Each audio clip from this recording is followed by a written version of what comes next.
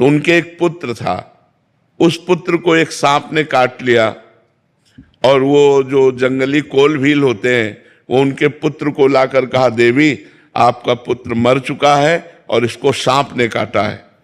वो बहुत तपस्विनी थी और मंत्रवेत्ता थी। उन्हें तुरंत सर्प का आकर्षण किया और सामने बुलाया और कहा, मैं तुम्हें भस्म कर दूंगी, तुमने हमारे पुत्र को मारा, ध्यान से सुनना। तो सर्प ने कहा, आप भस्म कर सकती हैं, लेकिन मैंने नहीं काटा, मेरे से कटवाया गया है। किसने कटवाया? बोले, मृत्यु ने।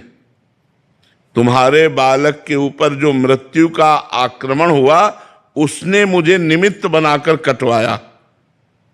तो उनकी बात समझ में आ गई, तपस्विनी थी, उन्होंने मृत्यु का आकर्षण किया। मृत्यु से कहा, मैं तुम्हें भस्म कर दूंगी, तुमने बालक को सर्प से कटवाया। तो उसने कहा, मैंने नहीं कटवाया, काल ने। काल के द्वारा मैं मृत्यु प्रेरित थी और मैं मृत्यु से प्रेरित होकर सर्प ने काटा, मैं तो एक निमित्त। मृत्यु ने कहा, वो तो काल है, काल का आकर्षण किया, और काल महाबली भगवान का स्वरूप है।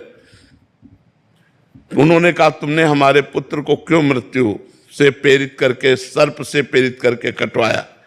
तो काल ने कहा, हमने नहीं किया, तुम्हारे बालक के कर्म ने। कर्म से प्रेरित काल, काल से प्रेरित मृत्यु, मृत्यु से प्रेरित सर्प। घूम के बाद कहा है कि तुम्हारे बालक का कर्म ऐसा था जिससे इसको सर्प ने काटा।